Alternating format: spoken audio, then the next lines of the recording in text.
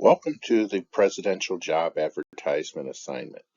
Today we're going to go over some of the reasons why we're going to have this assignment and also to give you an overview of the assignment itself, and I'll go over the directions to make sure that everybody understands what we're trying to do. Most of you are at least a little bit familiar with how we do pick presidents of the United States. This is a picture of the Biden-Trump debate from September of 2020. And it always struck me as kind of odd that we give the people surprise questions and then we judge them on how well they make these decisions on the fly, how quickly they can come up with some glib words to say.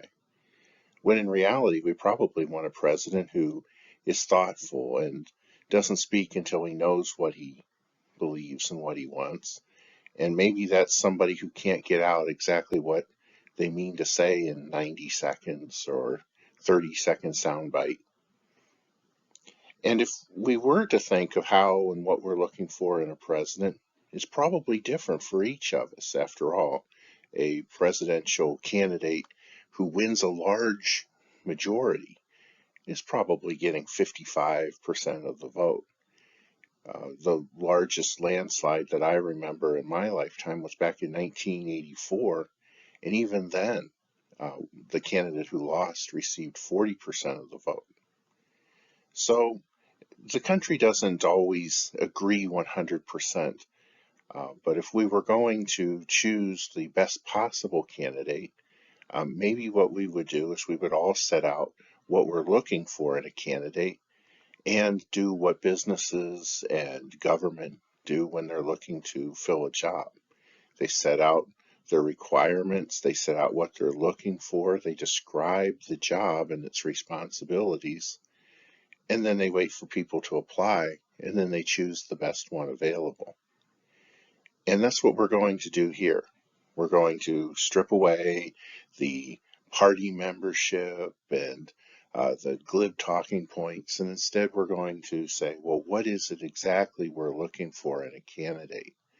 And you will get to write up a job advertisement for that ideal candidate, at least as you see it. And you'll have a lot of freedom to pick and choose what you're looking for in a candidate, but we'll also have certain requirements that you cannot serve as president if you don't meet. The one that most people are familiar with is the need to be 35 years old. If presidents were chosen the way other job applicants were, the job ad would only be the first step in a long process that would involve interviews and possibly even an opportunity for someone to give a speech or a presentation in front of the decision makers. In this case, the decision makers would be all of us.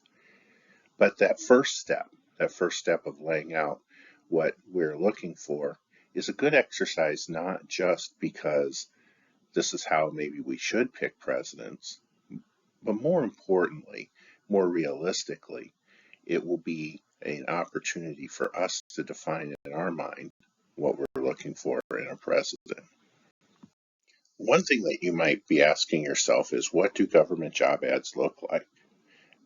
My experience with government job ads has primarily been looking for jobs as a political science professor, so I've included a couple of these. This assistant professor of political science job ad at the top is for a university in Georgia. So I also decided to include one from Washington State University, and you can look at the similarities and differences. I know that not everybody wants to be a political science faculty member. In fact, probably a very small percentage of you do. So I also decided to include a Congressional Budget Office labor economist job ad so that you can see the differences and also the similarities. The directions themselves are going to point out exactly what we're looking for, but I think that having an exemplar could be particularly useful. And if you think none of these are what you're hoping for, or if you think that I chose unrepresentative examples, I have included the Georgia Department of Labor job site, which also links to USA Jobs, which are the posted jobs in the United States government, but also other job sites. And you may also look at the higher ed jobs. This, I call it a clearinghouse for faculty jobs in higher education, and I've given you a link there. But remember, you're just looking at examples so that you know what you're trying to do. And not everything that's in there is going to necessarily be needed for the paper you're going to be writing. The next several slides show the directions for the assignment, and I thought I'd make a couple comments as we go through them. So the next presidential election is on November 5th, 2024, and we'll be choosing the president who will serve from January 20th, 2025 until January 20th, 2029. And we normally think of selecting the person from our preferred party. We're going to see later in the semester that people, a vast majority of the time, vote for one or the other of the political parties that they feel most closely aligned to. In fact, something like 85 or 90% of people vote either for the party that they associate with, that they would claim membership in, or they are independents who the vast majority of the time vote for one party or the other. And, sometimes you might say, well, I'll vote for the guy with the best pictures or the best commercials or who supports an issue that I support. And of course, party label is often a shorthand for the values that we actually do hold. But oddly, that's not how we would hope that we would do things, right? We would hope that we would select the best candidate, the best single candidate. Well, I want you to look at the government job listings because I want you to try to imagine what you would be looking for in a candidate if you were just having, say, 100 or 200 or 400 people that you wanted to apply for the job of president, and you and a group of other people were going to select from that group. It's a different way of thinking about a presidential election, and it's probably an idealized version, but it'll be a good exercise for us all to undertake.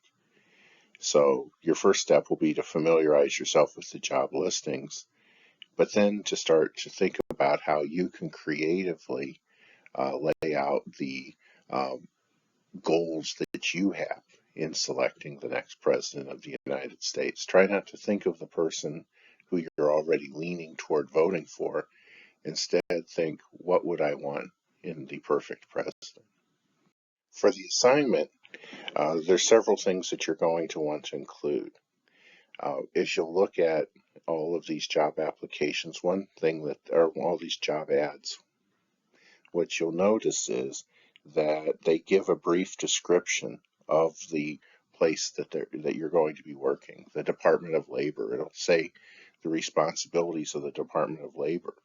If you say the state of Georgia, it'll give you a little description of the state of Georgia, because they're trying to sell you on the idea of applying, even as they're trying to tell you what you have to bring to the table if you really hope to get the job. So your paper should include a brief description of the United States and of the job responsibilities of the President of the United States. And that's not inconsequential, right? There's an entire article in the U.S. Constitution that spells out the responsibilities of the President, or actually it's about 2 sections out of that article. And of all the jobs in government, the president has, one of the most detailed job descriptions in the Constitution. You might say, well, what about the labor economist for the Congressional Budget Office? And that person's job's not mentioned in the Constitution at all. You'll mention the requirements for successful candidates, and these are characteristics that an individual must possess to be considered. So you'll want to go through the Constitution or through the textbook to find the job requirements for the President of the United States.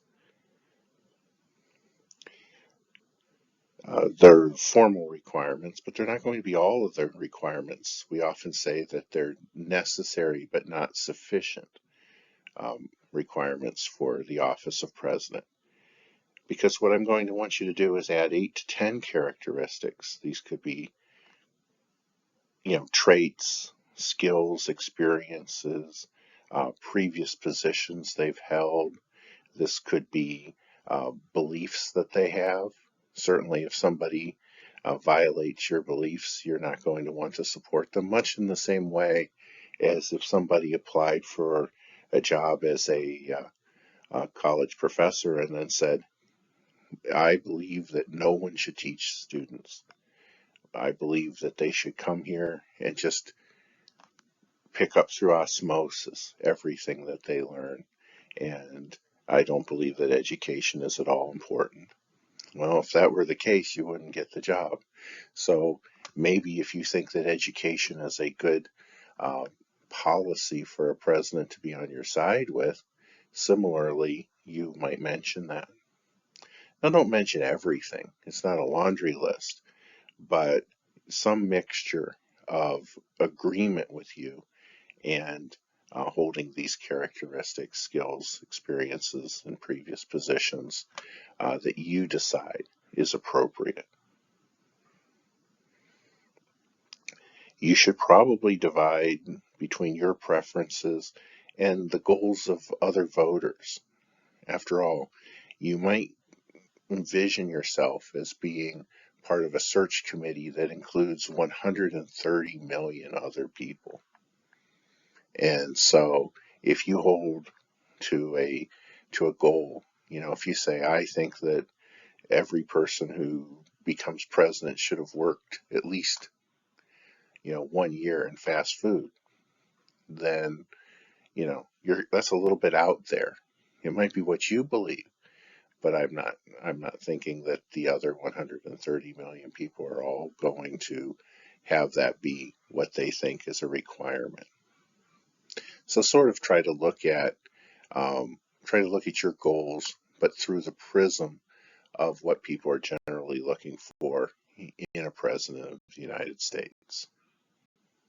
Having said all that, you're probably more interested even than from the directions in how I'm going to grade the paper that you're writing. So I've created a rubric. And so your goal, and I would go so far as to say maybe the other material in the paper could be so bad that you do not overcome it by doing these other things well. Like, for instance, if you completely leave off the uh, description of the duties and responsibilities of a president, you'll be out 5 points, but I will find ways to have it lessen some of your other scores. So let's look at each of these. So one, you should have a 40 to 50 word description of the USA, its form of government, and its location. 5 points. If you don't include this, then the best you could hope for is a 45. Then you should have a 40 to 50 word description of the duties and responsibilities of the president. You'll discuss briefly the legal and constitutional requirements to be president. You'll see that's 10 points. So I'm viewing that you look up the legal, the rules for becoming president, and write them down. Um, I view that as being critically important. Then you'll list 8 qualities of a good president. None of these can be absurd.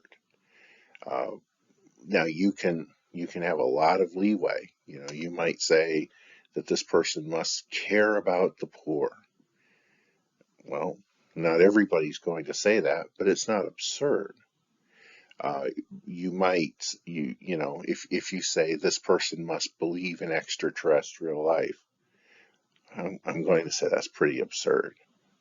Uh, maybe it'd be good. Maybe that's your issue, but you're going to make it, it's going to be very difficult to imagine 130 million people having it move the needle for them. Uh, having dementia or being indicted might not be something that will keep you from voting for somebody, but certainly I hope you're not voting for them because of the good that you find in them having that characteristic. So, so engage this topic reasonably and sincerely, and you should probably be fine. And then finally, there'll be 10 points awarded on whether the paper's well written, has a respectful professional tone, uh, basically that it looks like a job ad, and that you've made a serious effort. So you should expect to lose those points if you've completely left out one of those other aspects as well. Um, certainly if somebody says that you should name and describe the United States, its form of government, and its location, and you leave that out, you can't argue that you've written a professional paper. So you shouldn't be surprised. Now, if you put the United States incorrectly located on the globe, you say it's in the Eastern Hemisphere or something, you won't lose the other points. You'll just lose points from the description of the United States. But if you leave something out entirely, you shouldn't expect to receive any points for how well written it is. And above all of this, you can't use AI and you can't use direct quotes. If you look at the job ads, you're not going to see any direct quotes. We're going to expect you to have paraphrased. So, don't, it shouldn't match up, right? So when it runs through Turnitin.com, it shouldn't have all of the same words as somebody else's paper. It shouldn't have all of the same words as some other source you looked it up from. Not having direct quotes means that you're not supposed to be quoting other people, not just that you don't put quotation marks in. And if you use information from outside the course, which is to say, you can use the textbook, you can use the slides, but if you use something outside the course, you must have a reference page, and that reference page can use American Political Science Association style, Chicago Manual style, or the Modern Language Association style, which I figure many of you have learned elsewhere, to cite the material. I would prefer strongly that you don't use any other method for citing material, and you do not really need to you really do not need to bring in anything from outside the course if you can find it in the textbook for the course. And that would include things like the U.S. Constitution. You can maybe look at the chapter on the presidency, and you'll get a good idea of some of these things. So you might ask yourself, why are we writing this paper? You can obviously, you're not really going to be creating a job ad that people like Joe Biden and Donald Trump and uh, uh, was it Robert F. Kennedy Jr. They're not really going to need to fill this out in order to run for president. Uh, it's mostly for your sake, to help you learn about the job of the President of the United States, to consider the characteristics we desire in a president, or at least that you desire, and to practice your writing skills. It's strange that people can get through a class on the college level and not be expected to write at all. And I do hear from students from time to time that they like to have grades that are not exams, are not just discussions where they're expected to engage the topic and to write a certain number of words, where they want something a little more in depth. And so this gives us the opportunity to engage what we've learned and to apply it to a situation. And that's what we're going to do. And so Chapter 2 on the Constitution, Chapter 6 on the Chapter 7 on the presidency, and uh, the appendix that talks about the Constitution are all places where you can gather information in addition to the slides that will help you write this paper. But also we want you to, and we understand this is a 1,000 level class, and that's the level of engagement that we're hoping for. But we're also hoping for a serious effort. A lot of students write very well in senior level composition classes in high school. And then oddly enough, they're all expected to have forgotten how to do all of that the very next year. And so I'm hoping that you can take some of your writing skills and use it to apply a concept from political science to a real world situation, which is your desire to select a quality president of the United States. So where might you look for information? Well, obviously, you can look at the textbook and slides. Obviously, you can look at the Constitution. The textbook and slides, like I just mentioned, um, Chapter 2, Chapter 7, and the appendix should all have material useful for this assignment. The slides should also have lists of the various responsibilities of the president, how the president's selected, and things like that. The Constitution, you can use the Constitution. If you reference the Constitution, it's available so many places.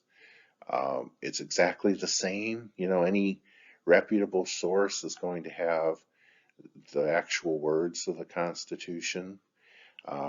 So, you just tell me, Article 2, Section 1, for instance, Article 2, Section 3, for your citation here. Now, there might be other sources where you might want to go. There's going to be included a couple videos that you can look at, and you could cite them. And certainly any other book or article or website that you find discussing what's needed for a president of the United States, you can go to those sources. And do I recommend it? I don't find it necessary, but some of you might choose to go in that direction. In fact, some of you, rather than engaging the textbook, might just feel more comfortable going online and finding it. So what I'm encouraging you all to do is, if you use sources from outside the course, you need to use a common APSA, Chicago, or MLA style for citing those sources. This isn't a punishment. In fact, I often tell students that citing is a manner of showing that you know what you're talking about. If you have a claim and you're just walking down the street yelling back and forth that you believe something, and then you turn into a dark alley and all of a sudden there's a bunch of frightening people, perhaps, Professor Snook, and he's standing there and he says, "I don't believe you." Well, if you're alone, you might go, "Oh no."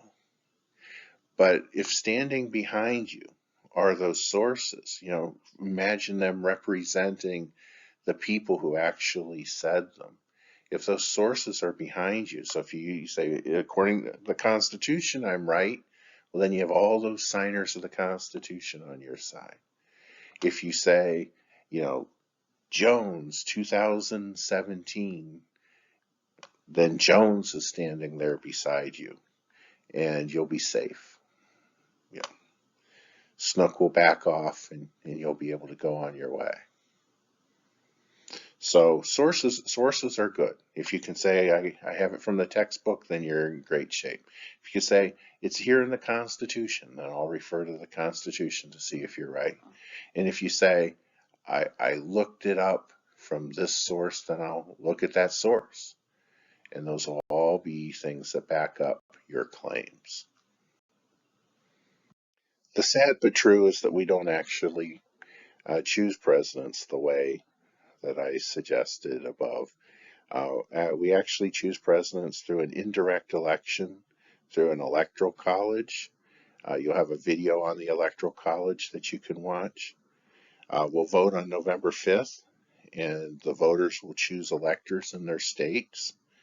Uh, you actually vote for the candidate, but in so doing, you choose their electors.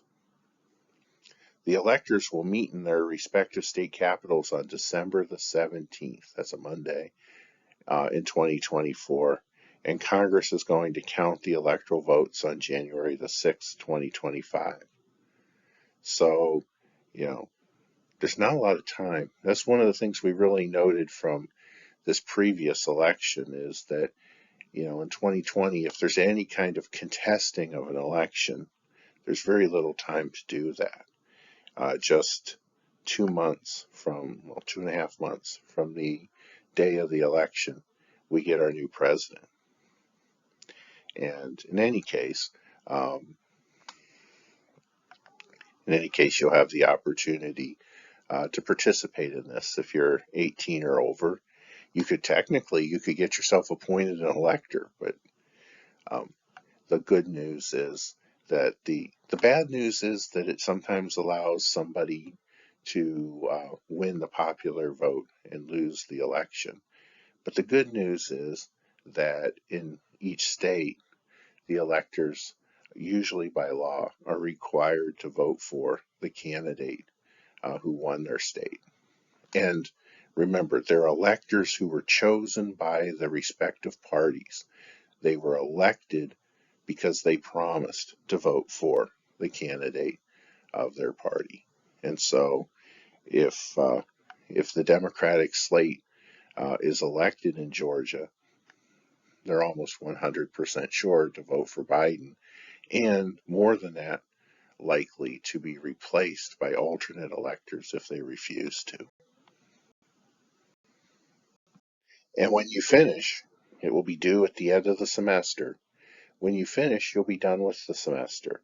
So good luck on the assignment. I give you this lovely picture of where you might wish you were as the cold winds blow in December. But wherever is your dream place to spend the holidays, remember this is just a assignment to pass your way through. And there's absolutely no reason that you need to be waiting till the first week of December to be working on this. If you can finish it sooner, well, that's one step closer. That's one step closer to this idyllic landscape that we can all go to once we've managed to finish the work. So good luck, and if you have any questions at all, feel free to contact me.